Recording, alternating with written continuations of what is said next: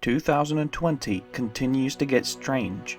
On Tuesday, an absolutely massive explosion caused a red cloud of mushrooms to rise in Beirut, Lebanon. It is called Beirut Hiroshima, and the explosion was heard as far as Cyprus. Here you can watch a 2-minute compilation of video clips of the blast from several different angles. It is understood that the shock wave did more damage than the first explosion, and at this hour a large part of the city of Beirut lies in ruins. Tens of people were killed, thousands of people were injured, and the whole city is now in complete chaos.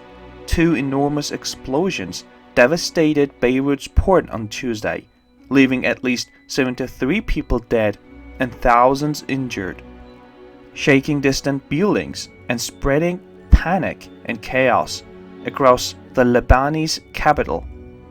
The second blast sent an enormous orange fireball into the sky, flattened the harbor side, and drove a tornado-like shockwave through the city, shattering windows kilometers away. It is reported that the port of Beirut has been completely destroyed, and this is coming at a really bad time, because Lebanon is already in the midst of an epic economic collapse.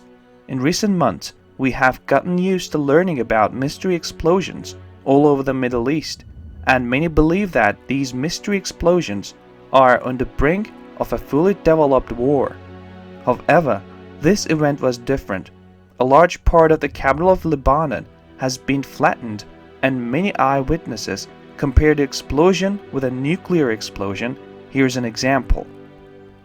It was like an atomic bomb, said Makrouhi Yerganian, a retired schoolteacher in her mid-70s who was lived near the port for decades. I have experienced everything, but nothing like this before. Even during the country's 1975-1990 civil war, she said, all the buildings around here have collapsed. And even Beirut Governor Marwan Abbad brought up Hiroshima and Nagasaki when asked about the explosion. This reminds me of what happened in Hiroshima and Nagasaki, said Beirut Governor Marwan Abbad. I have never seen such widespread destruction. This is a national catastrophe. This is a disaster for Lebanon. We are already living through days where we can barely keep going. And now this. I don't know how we are going to recover from this, Abbad told Sky News before bursting into tears. Immediately after this happened, many people began to wonder if this was an Israeli attack, but that does not seem the case. An anonymous Israeli government official told AFP Israel has nothing to do with the incident, and Benny Gantz actually offered to send humanitarian aid to Beirut. Offers of aid also came from bitter rivals Israel, with which it is still technically at war. Defense Minister Benny Gantz and Foreign Minister Gabi Ashkenazi, on behalf of the State of Israel, have offered the Lebanese government, via international intermediaries, medical and humanitarian aid, as well as immediate emergency assistance, said a joint statement from the 2 ministries. Last week, Israel accused the Lebanese group Hezbollah of trying to send gunmen across the United Nations demarcated blue line, and said it held the Lebanese government responsible for what it termed an attempt terrorist attack. Hezbollah said all of the country's political powers must unite to overcome the painful catastrophe. I doubt that if Israel were really behind this attack, they would seriously offer to correct their enemies. And this is not Israel's style either. Israelis prefer surgical attacks that prevent civilian losses as much as possible, and this explosion certainly does not fit the profile. Instead, this appears to be a kind of deep, tragic accident. Lebanese officials have admitted that 2,700 tons of ammonium nitrate is stored in the detonating unit, and that this amount of ammonium nitrate can produce the explosion we have witnessed. Lebanon's interior minister said ammonium nitrate had been stored in the unit since 2014, with experts agreeing that the chemical would cause the red plume of smoke which burst up from the blast. Local media are reporting that 2,700 tons of the chemical exploded, which scientists making initial calculations said was about 3 kilotons of TNT, roughly a fifth of the little boy atomic bomb dropped on Hiroshima in the Second World War. But Donald Trump is apparently not buying that explanation. He told the press that the explosion was an attack and that it was caused by a bomb of some kind.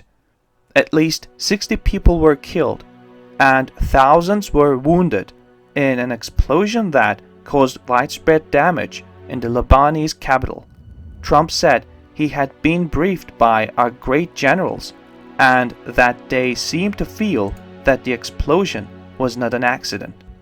According to them, they would know better than I would, but they seemed to think it was an attack, Trump told reporters at the White House. It was a bomb of some kind. The blast followed a fire that broke out in the city's port area, based on multiple videos from the scene. It looks like a terrible attack, Trump said during his opening remarks. Our prayers go out to all the victims and their families, he said. The United States stands ready to assist Lebanon, though the cause of the explosion is yet to be officially determined.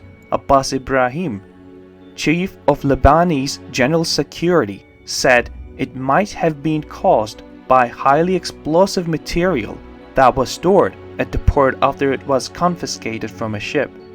In a tweet on the Lebanese presidential account, the material was identified as ammonium nitrate, citing Prime Minister Hassan Diab as saying it is unacceptable that a shipment of ammonium nitrate estimated at 2,750 tons has been present for 6 years in a warehouse without taking preventive measures that endanger the safety of citizens. If this was really an attack, the Lebanese would seek revenge, because a significant part of their capital was definitely rejected. Needless to say, there are voices all over the Middle East that eagerly accuse Israel and call for war. But unlike the mysterious explosions in Iran, the evidence does not show that Israel has nothing to do with this great tragedy. Unfortunately, many people will jump to their conclusions, and most of those who hate Israel will use it as another justification for an armed conflict call. In the past few years, there have been moments when a great war could break out in the Middle East at any time, and here in 2020, tensions are higher than ever. IDF regularly hits all Iran and Hezbollah targets, and we witnessed a serious conflict at Syrian border. The eruption of a great war in the Middle East seems only a matter of time, and it will certainly not take much time to trigger one.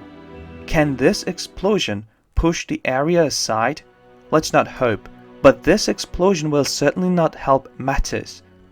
The destruction we just witnessed caused great pain and anger in Lebanon, and terrorist groups such as Hezbollah will inevitably try to channel all this pain and anger to their ultimate goal.